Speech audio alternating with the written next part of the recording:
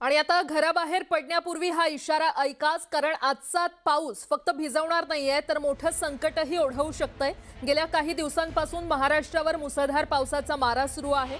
पालघर, मुंबई, ठाणे आणि अनेक जिल्ह्यांमध्ये जनजीवन विस्कळीत झालेलं आहे, तर काही भागात पूरस्थिती निर्माण झाली आहे। आता हवामान खात्यानं नाशिकसाठी ढगफुटीचा इशारा दिला असून रायगड, पुणे, सातारा, पालघर आणि नाशिकसह अनेक जिल्ह्यांना आज रेड अलर्ट जारी करण्यात आलेला आहे। मुसळधार ते अतिमुसळधार पावसाचा अंदाज लक्षात घेऊन प्रशासन पूर्णपणे अलर्ट मोडवर आलंय।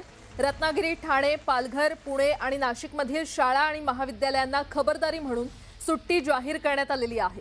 खबरदारीचा उपाय म्हणून सुट्ट्या जाहीर केल्या असून नागरिकांनी आवश्यकता नसल्यास घराबाहेर पडू नये असं आवाहन प्रशासनाकडून केलं जातंय। त्याचसोबत वादळी वाऱ्यांमुळे झाडांखाली उभं राहू नका असंही आवाहन केलं जातंय। दरम्यान कोणकोणत्या जिल्ह्यांना रेड अलर्ट देण्यात आलेला आहे आपण ग्राफिक्सच्या माध्यमातून पाहूया। आज पावसाचा रेड अलर्ट काही जिल्ह्यांना देण्यात आलेला आहे, त्यामध्ये नाशिकला पावसाचा रेड अलर्ट जारी करण्यात आलेला आहे।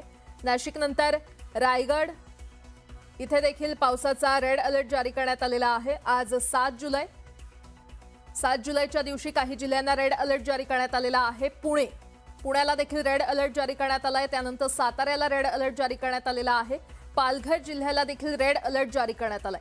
तर ऑरेंज अलर्ट कुठे कुठे आहे? मुंबईमध्ये आज ऑरेंज अलर्ट आहे, ठाण्यामध्ये आज ऑरेंज अलर्ट आहे, रत्नागिरी, सिंधुदुर्ग, कोल्हापूर, अकोला आणि अमरावती या जिल्ह्यांना आज ऑरेंज अलर्ट जारी करण्यात आलेला आहे।